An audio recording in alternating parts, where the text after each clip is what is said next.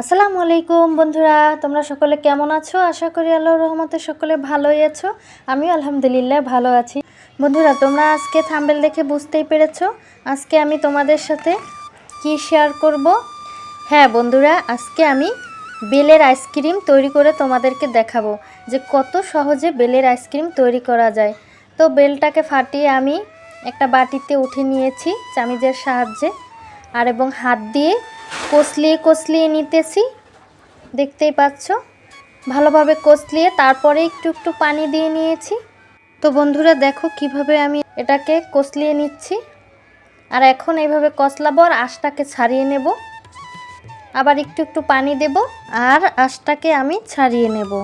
দেখো আমি কিভাবে বের করি, দেখতে থাকো, সাথেই থাকো সম্পূর্ণ ভিডিও জুড়ে।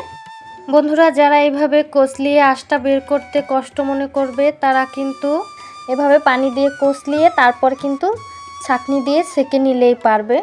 আমি আর ছাঁকনি দিয়ে ছাঁকবো না, কারণ এখানে এই যে ছাবাটা খুব অল্পই বের হচ্ছে। আর এটা গাছ পাকা বেল ছিল এবং খুব ভালো বেল ছিল, আর বেলটা খুব মিষ্টিও ছিল। তো আমি হাতের সাহায্যে কিন্তু কষলিয়ে নিয়েছি আর আঁশটা পরিষ্কার করে নিচ্ছি। বন্ধুরা, তোমরা যারা লাইক করতে ভুলে গিয়েছো তোমাদেরকে বলছি একটি লাইক করে দিয়ে ভিডিওটি কন্টিনিউ করো প্লিজ। আর ভিডিওটি স্কিপ করে দেখবে না, তোমাদের কাছে একটা অনুরোধ রইল, সম্পূর্ণ দেখার চেষ্টা করবে।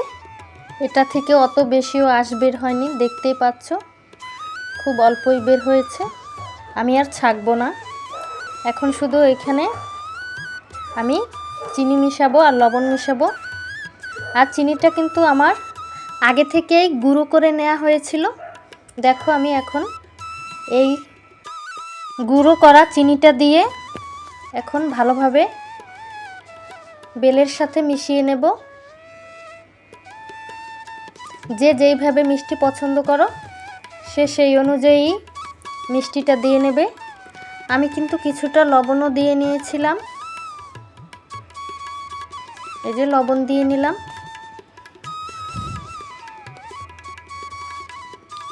তো লবণটা দিয়ে এখন আমি ভালোভাবে মিশিয়ে নিলাম চামিচের সাহায্যে।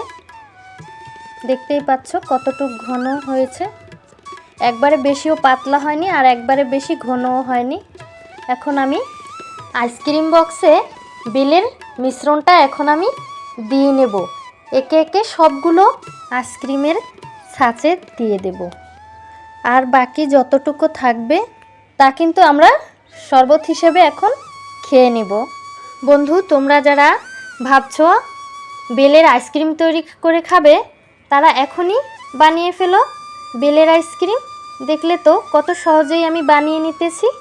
আর আমি কিন্তু প্রত্যেকটাই আইসক্রিমের জন্য বেলের মিশ্রণটা ঢেলে নিয়েছি। এখন আমি এটা ডিপ ফ্রিজে রেখে দেব। আমি পরের দিন দুপুরে বের করেছি, এটা অবশ্য 6-7 ঘন্টাই হয়ে যায়, তারপরও আমি দুপুরে বের করেছি। এই দেখো, এখন তোমাদেরকে আমি দেখাচ্ছি কেমন হয়েছে আইসক্রিমগুলো।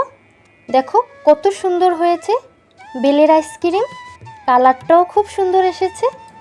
এই বেলের আইসক্রিম খেতেও কিন্তু দারুণ হয়েছিল বন্ধুরা। তো বন্ধুরা, আমি কিন্তু এই বেলের আইসক্রিমটা এই প্রথমবার ট্রাই করেছি, তো আমার কাছে ভালোই লেগেছে। বন্ধুরা, তোমরাও কিন্তু বাসায় ট্রাই করতে পারো আর কমেন্টে জানিও তোমাদের কাছে কেমন লাগলো। তো বন্ধুরা, আজকের মতো এ পর্যন্তই, দেখা হবে নতুন অন্য কোনো ভিডিও নিয়ে। ততক্ষণ পর্যন্ত সবাই ভালো থেকো, সুস্থ থেকো, আল্লাহ হাফেজ।